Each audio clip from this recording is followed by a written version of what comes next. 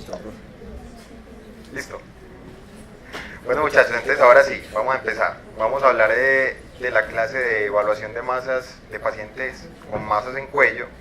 Como les digo, vamos a hacerlo de una forma resumida, aunque es un tema bastante complejo.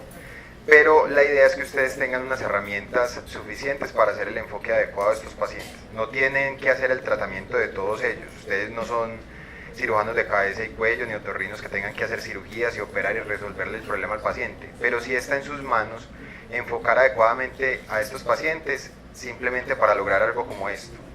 Y es responder a esta pregunta. ¿Por qué es tan importante estudiar a un paciente con masas en cuello? Y la respuesta es esta, y ahí es donde ustedes juegan un papel importante. Y es que la variable de mayor valor pronóstico en la supervivencia de los pacientes con carcinoma escamocelular de cabeza y cuello es el diagnóstico temprano y el tratamiento temprano. ¿Y de qué depende que eso se logre? Pues aparte de las trabas que ponen las EPS, pues es muy importante que ustedes como médicos de atención primaria no generen más trabas a lo que ya el sistema de salud le impone a los pacientes.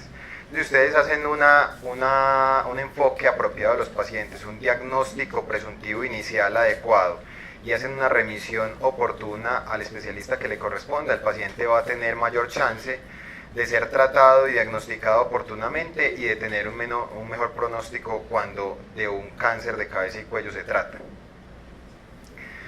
Entonces, algunos datos introductorios: decir que los tumores malignos de cabeza y cuello representan entre un 4 y un 6% de todas las formas de cáncer que se presentan en el organismo, y que el carcinoma escamocelular es de lejos el más común en cabeza y cuello. De todos los tumores malignos que se pueden presentar en cabeza y cuello, el carcinoma escamocelular es el más frecuente. Y va muy ligado a lo que les decía en la primera diapositiva: en el momento del diagnóstico definitivo del paciente, hasta el 50% ya tiene compromiso linfático regional, es decir, ya ha hecho metástasis a ganglios linfáticos. Por eso es importante lograr tomar estos tumores en sus principios cuando el pronóstico y la supervivencia de los pacientes es muchísimo mejor. Alguna vez unos autores, Gray y colaboradores, en 1985 realizaron un estudio en 4.123 pacientes que tenían masas en cuello de origen no tiroideo. No eran masas tiroideas, eran otro tipo de masas. Y lo que ellos simplemente hicieron era revisar qué pasaba con esos pacientes. Y lograron determinar que las masas en cuello no tiroideas tienen un comportamiento que se puede resumir como el 80-20 o la regla del 80-20. Entonces, ¿qué fue lo que ellos encontraron? De todos esos pacientes que ellos evaluaron, más de 4.000 pacientes que pudieron estudiar, encontraron que aproximadamente el 80%, la cifra real es el 83.5%, tenían masas de origen neoplásico, y el 20%, o sea, el restante, el 17.5 más o menos, tenían masas inflamatorias, el 19.7 tenían masas inflamatorias o congénitas. Lo que vieron es que esas neoplásicas, más o menos el 20% eran de origen benigno y más o menos el 80% eran de origen maligno. De las malignas, también encontraron que aproximadamente el 80% eran metastásicas y el 20% de esas malignas eran de origen primario, es decir, se originaban específicamente en el cuello. De las que eran metastásicas, aproximadamente el 80% se originaban por encima de la clavícula, es decir, el primario de esa metástasis estaba por encima de la clavícula, es decir, en el mismo cuello. Mientras que el 20% su tumor primario estaba por debajo de la clavícula, o sea, eran metástasis a distancia. Entonces, más o menos ustedes pueden ver con esta regla cómo es el comportamiento de las masas en cuello y cómo hay una tendencia hacia las neoplásicas, malignas, metastásicas y aquellas metastásicas donde su primario está ahí mismo en el mismo cuello. Si pudiéramos dejar la clase con esta diapositiva que les voy a mostrar a continuación, ya podríamos terminarla. Este es un resumen anticipado de todo lo que vamos a ver en la clase, pero es un tema tan denso que vale la pena ampliar esta diapositiva que les voy a mostrar y hacer énfasis en algunos aspectos importantes. Entonces, ¿cómo se hace el enfoque del paciente con masas en cuello? Usted le llega a un paciente con un bulto en su cuello, con una protuberancia, y usted lo único que tiene que hacer en un momento inicial es obtener una adecuada historia clínica que incluya todo lo que dice acá. Evaluar duración de la masa, cuánto hace que le apareció, cuál ha sido su progresión. La localización también es muy importante. Ahorita vamos a ver que una localización de una masa a nivel de la tiroides, pues probablemente sea una masa de la tiroides. Vamos a ver también que los ganglios linfáticos en cuello guardan cierta relación topográfica con el tumor primario que lo está generando, entonces por eso la localización es muy importante. Lo otro que usted debe preguntarle al paciente es factores sugestivos de infección. Si es una evolución rápida, pero el paciente tiene fiebre, tiene dolor, tiene edema, eritema, calor en la lesión, pues probablemente son factores más de inflamación. O preguntar por factores que sean sugestivos de cáncer. Si usted tiene una masa que es de más tiempo, que tiene una úlcera crónica que no sana, que sangra, que supura, entonces es posible que haya un factor maligno ahí asociado. Después de haber hecho un interrogatorio adecuado, usted va a desarrollar un examen clínico completo donde va a determinar y buscar asimetrías en el cuello, signos de trauma, que también pueden ser origen de masas en cuello traumáticas, cambios en la piel que hablen de algo inflamatorio, como acabamos de decir, edema, calor, rubor, o cambios en la piel que hablen más de un proceso neoplásico, como úlceras que no mejoran, como lesiones o heridas de mal aspecto, necróticas, con supuración. Movimiento de la masa, pues también es importante mirarlo. Vamos a ver que hay una masa en particular que tiene la característica de moverse de una forma vertical en la línea media cuando el paciente deglute o protruye su lengua. Cambios con la deglución, lo que les mencionaba, si tiene soplo, si le hace pensar más en un origen vascular, si además de la masa el paciente tiene cambios en su voz. Tratar de determinar si el origen de la masa, evaluar las características físicas y examinar los ganglios linfáticos cervicales, que ya vamos a ver ahorita la distribución de los ganglios en cuello. Evaluar la piel de la tiroides, las glándulas salivares mayores, la cavidad oral, la orofaringe, la laringe, la hipofaringe, la cavidad nasal y la nasofaringe. Todas esas estructuras que están en cabeza y cuello pueden ser origen de la masa que usted está viendo en el paciente.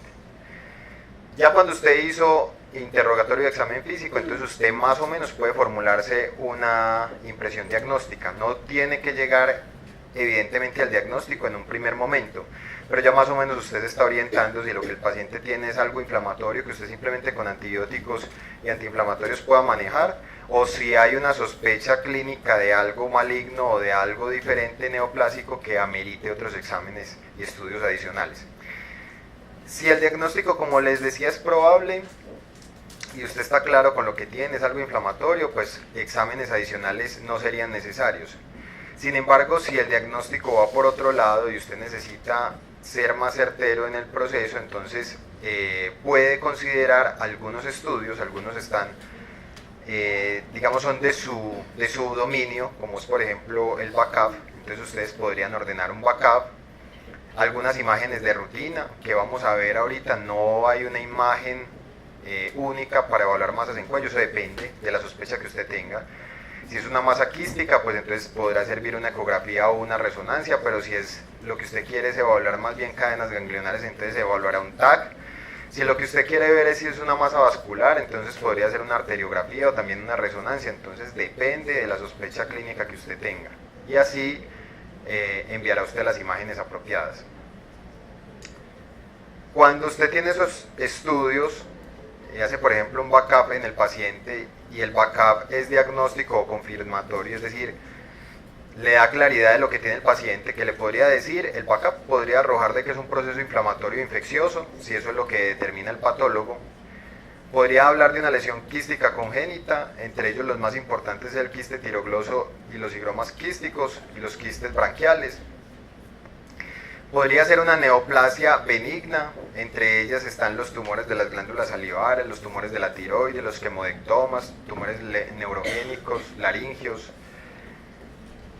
O podría ser una neoplasia maligna, decirle que lo que el paciente tiene o lo que tomaron de la muestra tiene un comportamiento maligno. Entonces la idea es que cuando a usted le dicen que eso es maligno, que la biopsia que usted tomó es maligna, hay que determinar si eso es un origen primario, es decir, ese es el tumor o eso es una metástasis de un tumor diferente.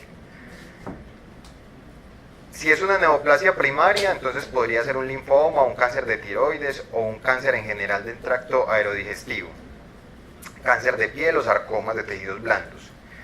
Si es un tumor metastásico, entonces lo mencionábamos anteriormente, ¿dónde está el primario? ¿Usted sabe dónde está el primario de esa metástasis o es un primario desconocido? Si es un primario desconocido, hay que entrar a buscarlo con biopsias a ciegas, dependiendo de la localización de los ganglios linfáticos, entrar a buscarlo y con otros estudios que ya vamos a ver a continuación. Si es un primario conocido, entonces saber de dónde es el origen y tratar el origen, si es un escamocelular metastásico, un adenocarcinoma metastásico, un melanoma metastásico, etc. Entonces, como les digo, es una diapositiva muy densa, pero resume básicamente lo que ustedes deben hacer en el enfoque inicial de estos pacientes. Ahora lo que vamos a tratar de hacer en las 3 horas siguientes es ir desglosando uno por uno estos aspectos que acabamos de ver. Bueno, digamos en la hora siguiente. De la evaluación del paciente con masas en cuello, ya lo veíamos, importante la historia clínica y el examen físico. ¿Qué es importante entonces? La edad. No va a ser lo mismo el enfoque de un paciente de 80 años con una masa en cuello que la de un niño de 7 años con una masa en cuello. Entonces, con la edad podemos ir enfocando el paciente si su proceso es más neoplásico, es más inflamatorio. La localización topográfica, lo que les dije, eso ayuda mucho. Una masa localizada donde está la glándula submandibular, pues probablemente sea una masa de la glándula submandibular. Una masa o un abultamiento donde está la tiroides, probablemente sea algo de la tiroides. Las características también son muy importantes. Hay que evaluar todo lo que es el tamaño, la consistencia, si está adherida o no a planos profundos, si es blanda, si es dura, si es quística, si es dolorosa la palpación o no, si es de bordes regulares o no. Todo eso se describe en las características de la masa. Y el tiempo de evolución, por lo que les decía, si es una evolución rápida con cambios inflamatorios en la piel, podría ser algo más de origen infeccioso. Pero si es una evolución lenta, larvada y con otros cambios diferentes en la piel, pues podría ser un origen neoplásico. Entonces, en cuanto a los grupos de edad, uno podría separar aquí, digamos que los textos lo dividen en 3 grupos, pero si uno ve estas características, uno podría dividirlo en 2 grupos. Los que son menores de 40 años y los que son mayores de 40 años. En los menores de 40 años son, digamos que la epidemiología de las masas en cuello es, en primer lugar, inflamatorias, en segundo lugar, las congénitas y en tercer lugar, las neoplásicas. Sin embargo, por encima de los 40 años esto cambia, siendo en primer lugar las neoplásicas, segundo las inflamatorias y tercer lugar las congénitas. Entonces miren cómo con el paso de los años hay una mayor posibilidad que las masas se conviertan en neoplásicas. Ahora bien, dentro de las cosas que hay que preguntar en el interrogatorio de los pacientes es importante hablar de la ocupación, de los hábitos y de antecedentes familiares de cáncer. La ocupación nos habla mucho de la exposición que tiene el paciente a diferentes sustancias químicas que son cancerígenas. Definitivamente de los factores ambientales más importantes de riesgo para el desarrollo de cáncer en cabeza y cuello, el tabaquismo y el alcohol. Y antecedentes familiares de cáncer también son importantes preguntarlos, porque como ustedes saben, esto es una enfermedad que se comparte mucho. Entonces, si el padre tuvo cáncer de laringe y ahora el hijo, que es fumador, viene con una disfonía crónica, ojo, hay que prender las alarmas porque podríamos estar repitiendo la misma historia. En cuanto a los síntomas, esto es muy variable. Depende de la masa, de la localización de la masa, lo que esté comprimiendo o comprometiendo la masa. Pero en general los pacientes se pueden quejar de cosas como talgia, disfagia, dolor de garganta, dificultad respiratoria, estridor, disfonía. O podrían también manifestar úlceras que no cicatrizan, obstrucción nasal unilateral, rinorrea sobre todo purulenta, y epistaxis, sobre todo cuando es unilateral. Entonces todo lo que ustedes vean que es asimétrico, una rinorrea purulenta solamente en una fosa, una epistaxis solamente en una fosa, una asimetría cuando observan el paciente en su cuello, también todas esas cosas tienen que hacerlo sospechar. Siempre las asimetrías hay que evaluarlas con un poco más de detalle.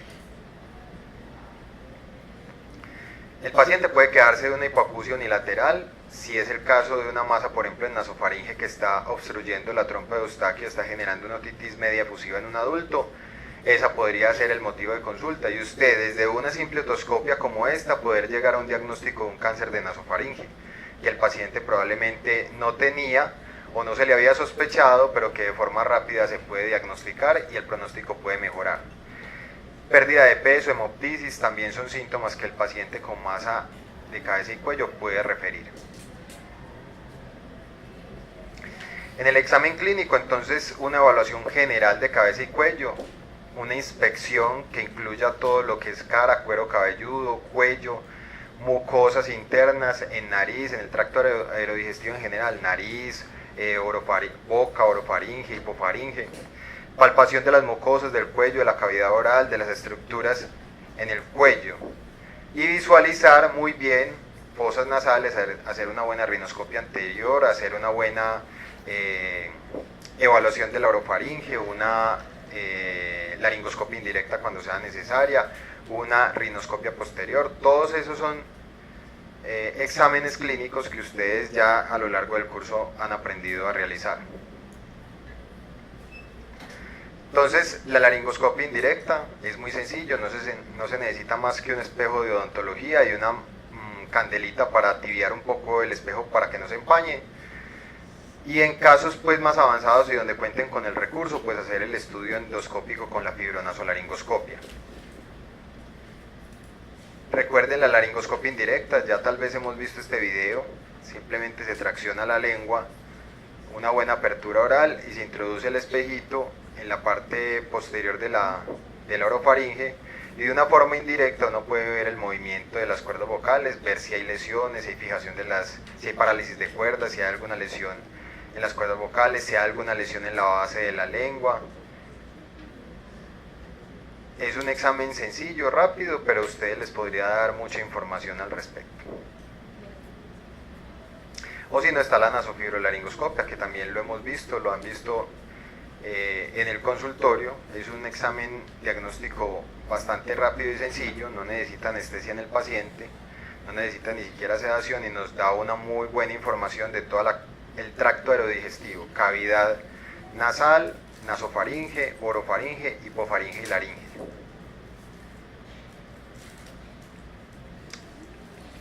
En el examen físico, entonces, la descripción de la masa, lo que les comentaba anteriormente, hablar de la localización, dónde está, en qué zona del cuello está, cuál es el tamaño, cuánto por cuánto de diámetro, cuál es la consistencia, es blanda, dura, quística, es móvil o no, está fija a planos profundos o por el contrario es móvil, hay pulsación o soplo que nos hagan pensar en situaciones vasculares. Todo eso hay que tratar de describirlo, ser lo más detallado posible en la descripción de la masa. También evaluar cómo está la piel circundante, la piel subyacente, si hay eritema, si hay calor, si hay edema, si hay lesiones como tal o heridas que puedan hacer pensar que lo que tenga ahí sea un absceso y no una masa como tal o una neoplasia.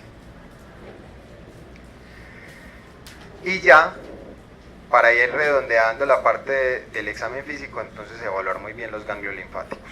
Con los ganglios linfáticos hay unas zonas en el cuello que son diferentes a las zonas del cuello que ustedes conocen cuando han hablado de trauma. Las zonas en cuello de los ganglios linfáticos son distintas y las vamos a mencionar a continuación. Miren, estos son los niveles ganglionares. En realidad son 7 niveles. El nivel 1, que es el submental y se divide en 1A y 1B, el nivel 2 en 2A y 2B, el nivel 3 o que se llama de yugular medio, el nivel 4 que es 4A y 4B, el nivel 5 que es el de las cadenas ganglionares posteriores, también 5A y 5B, y el nivel 6 es el anterior, y el nivel 7 es casi pues que a nivel de la horquilla external. Entonces, a continuación Esto es bastante denso, pero bastante lógico también.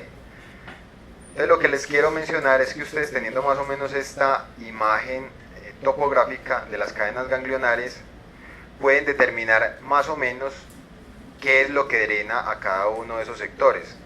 Entonces es como un poquito de lógica. Miren, en el nivel 1 submental, y en el que sería el 1A, y en el 1B, que sería el submaxilar, drena el piso de la boca, la porción oral de la lengua, el reborde alveolar del labio inferior, la cavidad oral, la cavidad nasal, los tejidos blandos y estructuras mediofaciales, el seno maxilar y la glándula submandibular. O sea, todo lo que está como cercano a esa zona drena ahí.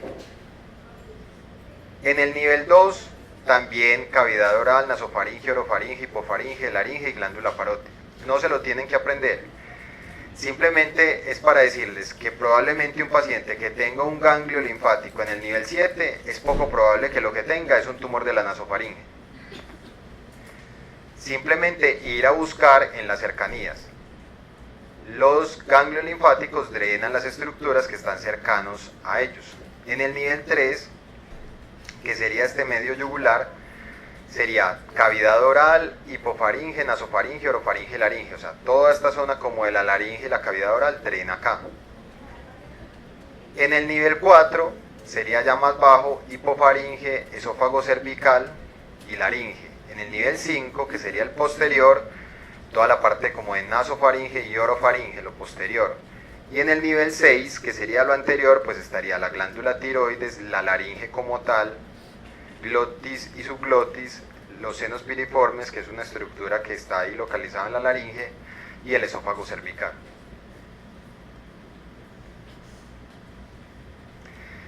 Ahora bien, con todo lo que les acabo de mencionar, con las características de la masa, con el tiempo de evolución, con la edad del paciente, con los antecedentes personales, con los antecedentes familiares, con la exposición a ciertas sustancias cancerígenas, usted deduce o presume que la masa que tiene el paciente es benigna o maligna.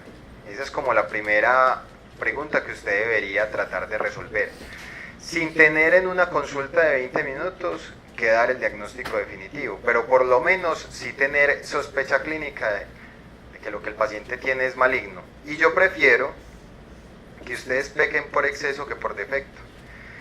Puede ser que lo que el paciente tenga sea claramente alguna cosa benigna, pero usted le genera dudas en algún sentido.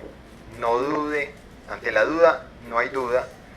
No dude de permitir que ese paciente sea estudiado a profundidad, y que bueno, si no fue nada maligno, pues bendito sea Dios, como dirían las mamás. Pero si era algo maligno, pues usted adelantó mucho el proceso, el paciente va a tener mejor pronóstico.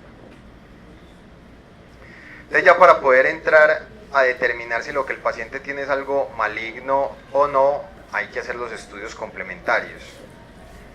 Y entre los estudios complementarios que podemos encontrar, lo mencionábamos, uno de los más socorridos en cabeza y cuello, o en cuello específicamente, es el BACAF. La biopsia por aspiración con aguja fina. Entonces, este examen es vital para diferenciar un linfoma de un carcinoma escamocelular. O sea, cuando usted tiene una masa en cuello, para usted es muy importante saber si es un cáncer, y si es un cáncer, saber si es un carcinoma escamocelular o es un linfoma, porque los manejos son completamente distintos. El BACAF nunca te va a decir qué tipo de linfoma tiene el paciente. Un BACAF no te va a decir que es un linfoma Hodgkin o Hodgkin. Para hacer ese tipo de diagnóstico tan preciso ya hay que hacer una biopsia abierta. Pero sí te va a decir que hay unas células linfoproliferativas sugestivas de un linfoma. Ojo, en carcinoma escamocelular la biopsia abierta representa complicaciones. Miren, es que ya lo vamos a ver enseguida, y siempre ha habido una pelea con respecto a las biopsias que se deben tomar en las masas en cuello. Hay algunos autores que en el pasado eran muy partidarios de hacer biopsias abiertas de las masas en cuello. Encontraban un ganglio y hacían una biopsia abierta, abrían, lo sacaban completamente y salían. Y yo no sé si ustedes han escuchado un término de las abuelas son muy sabias, pero decían, es que a este señor lo operaron y le despertaron el tumor o le despertaron el cáncer.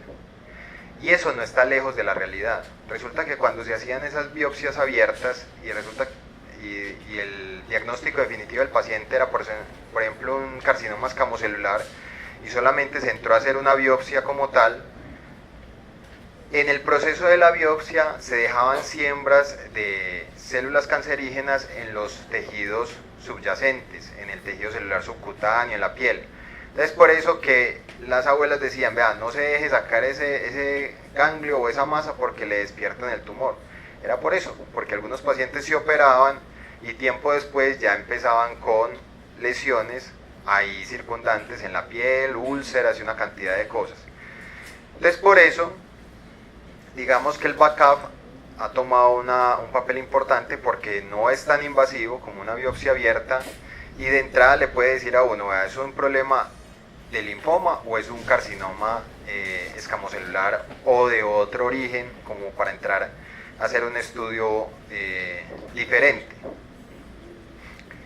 Lo bueno de la biopsia por aguja fina es que ahora se puede hacer guiado por ecografía y eso ha mejorado la precisión diagnóstica. Entonces ya esto lo hacen los radiólogos. El radiólogo toma una ecografía, localiza el tumor, llámese el ganglio, llámese la masa, puede mirar con Doppler el patrón de la vascularización, puede mirar como diferentes características que desde el punto de vista ecográfico ya le van haciendo sospechar si es una patología maligna o no. Y con el transductor y una localización adecuada, pues simplemente entra directamente al tumor a tomar la biopsia de una forma precisa y evitando generar lesiones en los pacientes o complicaciones, porque recuerden ustedes que en cuello hay estructuras importantes no solamente desde el punto de vista nervioso o vascular, sino también desde el aparato respiratorio y digestivo. Entonces, con esto se logra una mayor seguridad en el procedimiento y una mayor precisión en el diagnóstico. Entonces, el backup tiene una muy buena especificidad y sensibilidad, sobre todo una precisión altísima en el diagnóstico de lesiones tiroideas. No hay duda que para lesiones o nódulos tiroideos el backup es la prueba reina para poder llegar al diagnóstico definitivo. Ha habido una controversia respecto a las glándulas salivares. También hay una pelea entre los autores. Hay algunos que dicen que para patologías de glándulas salivares lo mejor es sacar la glándula completamente. Si es de la submaxilar, una submaxilectomía. Si es de la parótida, una parotidectomía superficial. Sin embargo, hay unos estudios recientes como este que les quiero mostrar que habla de una especificidad, sensibilidad, especificidad y tasas de exactitud entre el 75, 100 y 95.8% para cada una sensibilidad del 75, una especificidad del 100 y una tasa como de precisión diagnóstica del 95.8% en diferenciar tumores malignos de lesión benignas en glándulas salivares. Entonces miren que ya hoy por hoy en glándulas salivares se trata de ser menos agresiva, además que también era como maluco para un paciente que resultaba tener una cosa benigna y terminaba sin su glándula parótida o sin su glándula submandibular, con las complicaciones o los efectos adversos que la cirugía podía traer. El backup es barato, confiable y rápido y las complicaciones son muy bajitas. Y más bajas aún, lo que hace que se puede hacer guiado por ecografía, unas complicaciones que oscilan más o menos en el 0.005%.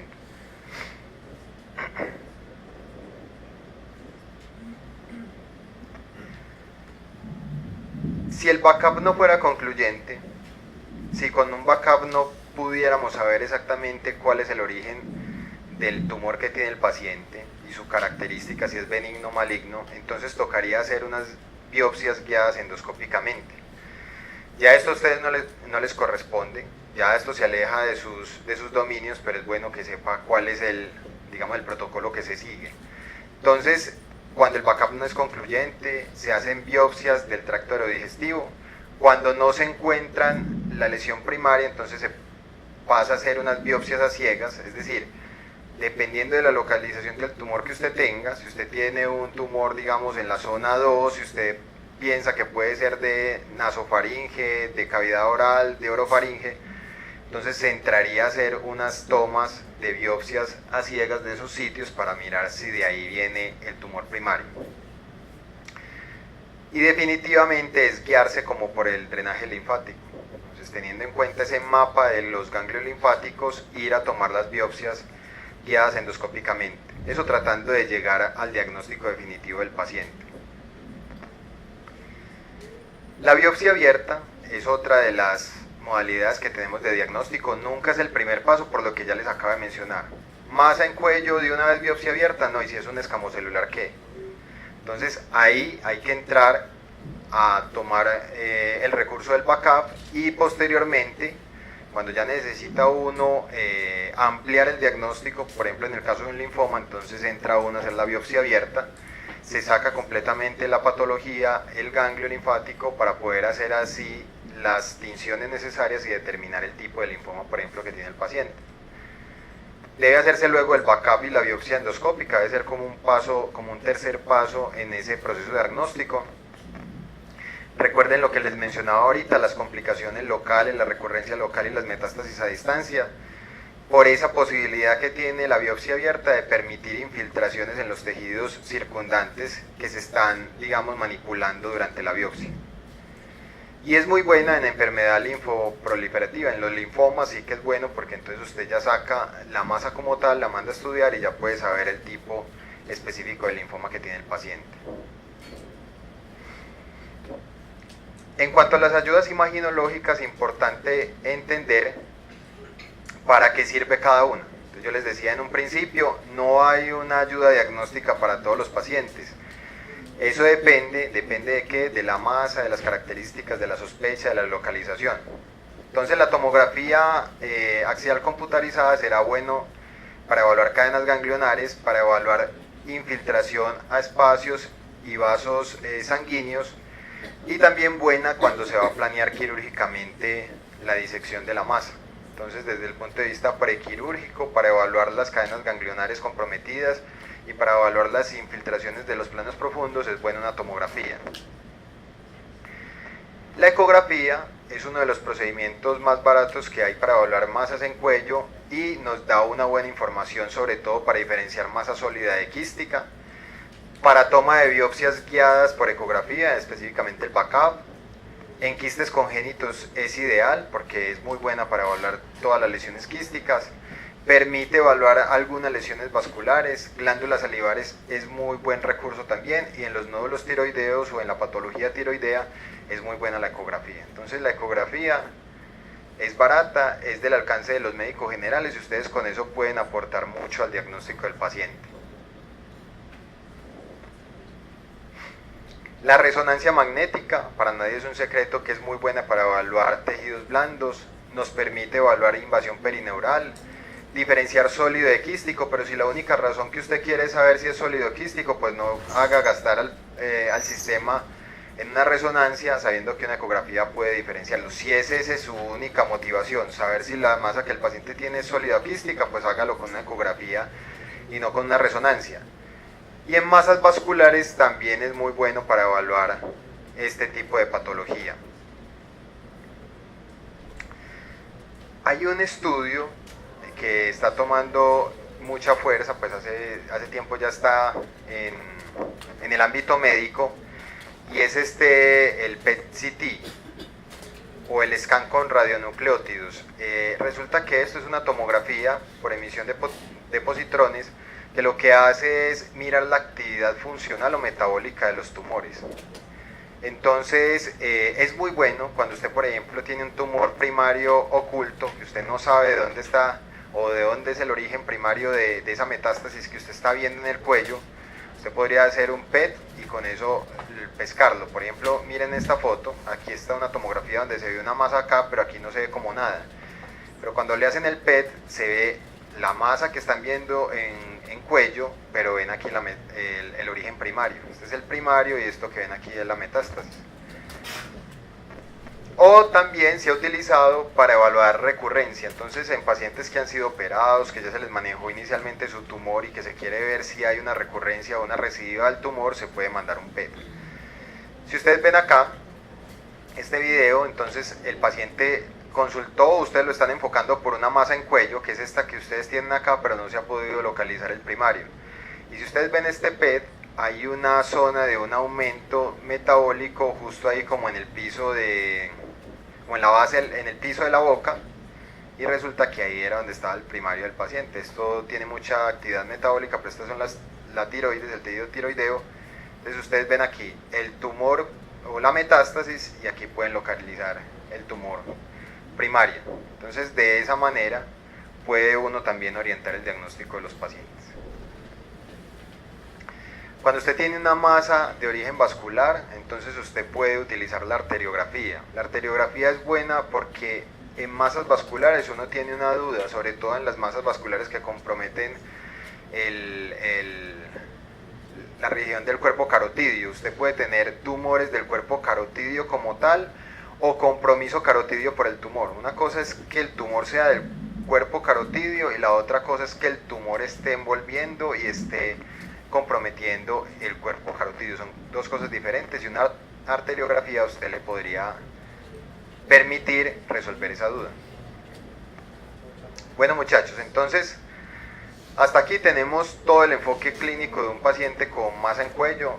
Vemos cómo desde el interrogatorio, el examen físico, podemos acercarnos al diagnóstico, y hay una serie de estudios imaginológicos, de estudios más avanzados, endoscópicos, de biopsias para llegar a un origen histológico que se pueden emplear. Pero como ustedes ven, depende de cada paciente, de su patología de base, de la sospecha clínica que tengamos.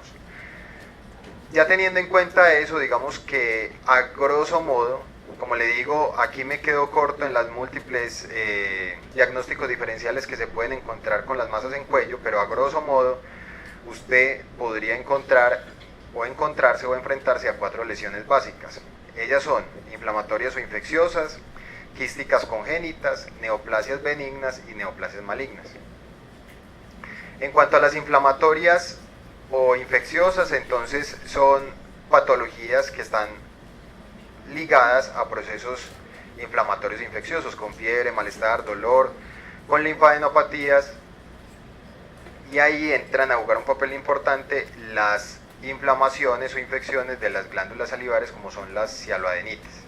Entonces esto es masas de origen inflamatorio, la edad del paciente, un niño, el tipo de masa, el rubor, el edema, el calor, todo eso hace sospechar que sea una patología inflamatoria. En cuanto a las congénitas y el desarrollo, que es el otro grupo, hay una gran cantidad de ellas, aquí no están todas, pero digamos que la más importante de todas las congénitas y el desarrollo es el quiste del conducto tirogloso, seguido por los quistes branquiales.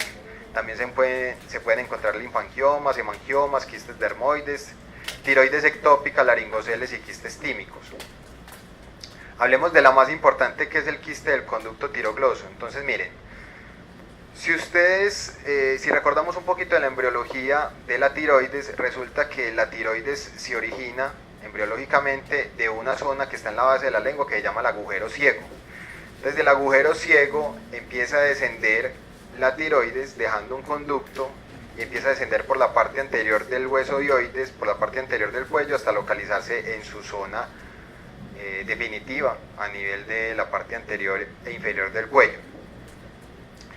Los quistes del conducto tirogloso son quistes que quedan en este trayecto embriológico, que no se lograron cerrar y que formaron unos sacos que después se pueden observar en el transcurso de la vida, se inflaman, se llenan de contenido y generan unas masas en la línea media del cuello, que tienen una característica semiológica que yo les mencionaba ahorita, y es la movilidad con la masticación o con la protrusión de la lengua.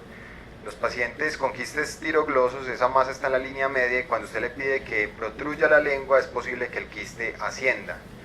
¿Por qué es importante tener en cuenta los quistes tiroglosos? Porque, bueno, se pueden infectar con cierta frecuencia cuando los pacientes tienen infecciones respiratorias, y la otra cosa es que hasta el 1% de esos quistes tiroglosos pueden contener en su interior cáncer de tiroides. El tratamiento va a ser entonces con cirugía y resección del quiste. Esta es una paciente que tiene un quiste tirogloso, miren, es toda la línea media del cuello, y cuando la paciente deglute o protruye su lengua, el quiste asciende un poco, se moviliza hacia arriba, entonces eso le ayuda a uno a pensar que por su localización, por sus características quísticas y por esa maniobra semiológica se trata de un quiste tireogloso hasta que se demuestre lo contrario. La otra patología congénita que pueden encontrar son los quistes branquiales, sobre todo se originan en el segundo arco branquial, se presenta mucho en pacientes adolescentes y tiene una característica y es que la masa se inflama o se aumenta de tamaño con las infecciones del tracto respiratorio superior. Es una historia muy recurrente donde la mamá o el mismo paciente le comenta que cada que tiene una gripa o una infección respiratoria superior le aparece una bola en el cuello en la cara lateral. El diagnóstico se podrá hacer con una ecografía que evidenciará efectivamente una masa quística. También la tomografía sería importante como para planear la parte quirúrgica y la disección del quiste, y el tratamiento será con antibiótico que le correspondería a ustedes cuando el paciente tenga una infección aguda del quiste branquial, y el definitivo ya sería con cirugía y resección del mismo.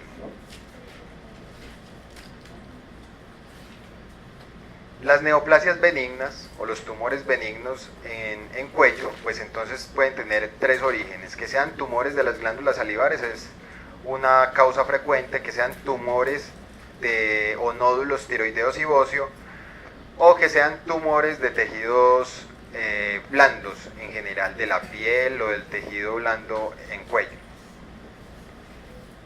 En cuanto a las glándulas salivares, entonces usualmente son asintomáticas, aparte pues del abultamiento que presenta el paciente en el cuello. La principal causa son los adenomas pleomórficos, que son lesiones benignas de las glándulas salivares, y aquí elección, biopsia abierta. Entonces, lo que les acaba de mencionar. ¿Por qué lo pongo interrogado? Por lo que les dije anteriormente. Hay unos autores que sostenían que lo mejor era hacer la biopsia abierta, una parotidectomía superficial o una submaxilectomía, dependiendo de la glándula que estuviese comprometida. Pero ahora se ve que no se tiene que llegar a esos extremos y que el backup tiene una buena sensibilidad, especificidad y un buen rendimiento diagnóstico, también incluso para esta patología de glándulas salivares. Entonces, por eso es que lo dejo interrogado. La idea con patología de glándulas salivares es siempre empezar con un backup. En cuanto a los nódulos tiroideos, recuerden muchachos que es una patología de las más comunes en cuello.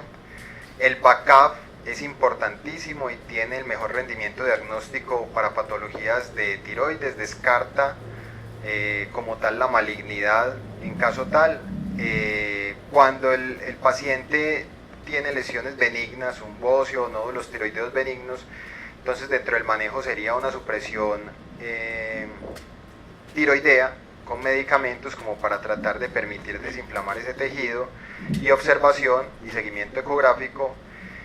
Y en el caso de tener un bóceo multinodular gigante, así no sea un cáncer como tal, pero por el hecho de ser gigante, de estar generando compresión a nivel del tracto aerodigestivo, entonces el paciente tendría que ir a tiroidectomía, solamente en esos casos de bóceo multinodular gigante. De resto es para hacer manejo con observación, con supresión tiroidea y con seguimiento ecográfico. Y ya para terminar, el punto importante de la charla, y es a esto, a lo que tenemos que llegar y descartar en primera instancia, son las neoplasias malignas. Y en las neoplasias malignas recuerden que hay tres posibilidades: o que sea un tumor primario, o que sea una metástasis con primario desconocido, o una metástasis con primario conocido. Entonces, en cuanto a los primarios, es decir, tumores que se originan justo ahí en el cuello, están los linfomas, están los cánceres de tiroides, están los sarcomas y están los cánceres de piel. Puede tener un melanoma en la piel del cuello, usted puede tener un sarcoma en el cuello, puede tener un cáncer de tiroides, llámese un papilar, un folicular, etc. Los linfomas entonces se caracterizan por que el paciente tiene múltiples adenopatías que son blandas, móviles y elásticas. Recuerden una cosa muy importante, muchachos, en cabeza y cuello y respecto a los linfomas, y es que en la parte de la faringe, entendamos esta imagen, es un corte coronal digamos, de la parte posterior de la faringe, donde ustedes ven aquí la epiglotis, esto es la base de la lengua, esto es la úvula, digamos que para allá adelante estarían los dientes, este es el septum en la parte posterior, estos serían los cornetes, o sea, estamos en la coana y en la parte de la orofaringe. Entonces estamos viendo la faringe desde atrás. Aquí abrieron los músculos constrictores y se abrió la faringe. Entonces, esto que ustedes ven punteado acá es una estructura que se ha llamado el anillo de Waldeyer. Y resulta que es un anillo de tejido linfoide que hay en toda la parte de la nasofaringe, orofaringe y hipofaringe. El anillo de Waldeyer lo constituye el tejido adenoideo, unas amígdalas pequeñas que hay peritubáricas, pues alrededor de los orificios de la trompa de Eustaquio, las amígdalas palatinas como tal, que son las amígdalas que comúnmente vemos en la inspección de la orofaringe, y las amígdalas linguales. Todo este tejido, adenoides, peritubáricas, palatinas y amígdalas linguales, hacen parte del anillo de Waldeyer. Y como es tejido linfoide, entonces masas a cualquiera de estos niveles puede constituir un linfoma en cabeza y cuello.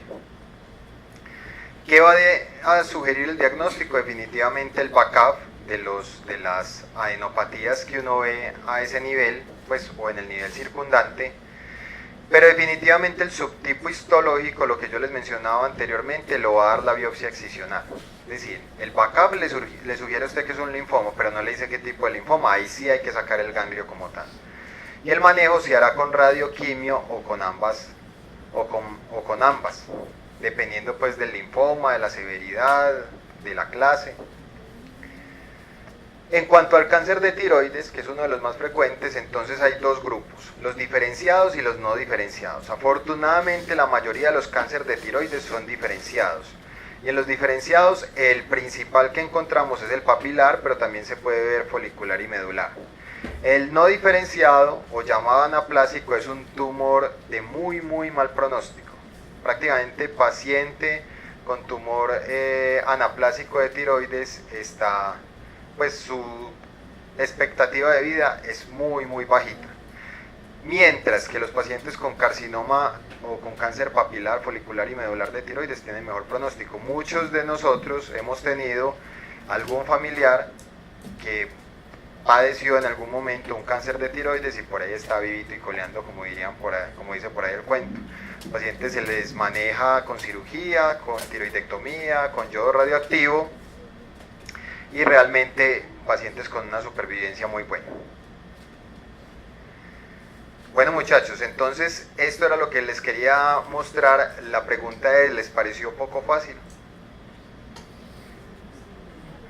Uno no debería decir le pareció difícil porque le está metiendo al cerebro difícil. Más bien, ¿les pareció poco fácil? La verdad es que sí. Es un tema complejo, pero es en realidad un abrebocas. Ustedes no tienen que ser expertos en masas de cabeza y cuello. Ustedes lo que tienen que ser es muy buenos investigadores para poder con pocos recursos como un examen físico, como un interrogatorio y algunos exámenes imaginológicos, por ejemplo una ecografía o algunas endoscopias que ustedes puedan mandar, lograr tener una sospecha clínica con el paciente y enfocarlo de una mejor manera. O sea, remitir al que tienen que remitir con la prioridad que amerita. Si tienen que urgentizar el paciente, si tienen que priorizar la remisión al otorrino, el cirujano general, el cirujano de cabeza y cuello, pues lo hacen. Y no quedarse de pronto con el paciente pensando que es una cosa infecciosa, antibiótico, vuelva en 2 semanas, el paciente se demora y vuelve en 2 meses, entonces ya va evolucionando la cosa. Y cuando llegan definitivamente al especialista ya el pronóstico es muy malo porque ya tienen metástasis o local en los ganglios linfáticos regionales o a distancia. Entonces para cosas difíciles hay que ponerle alegría a la vida.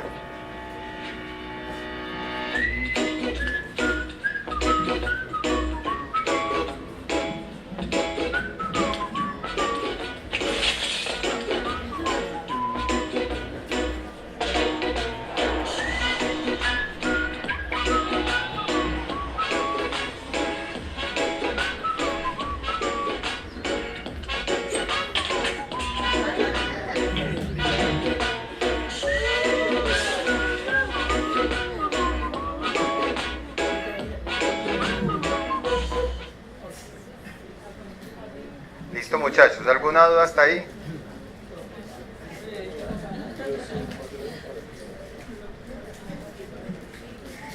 Bueno, entonces vamos a llamar rápidamente a lista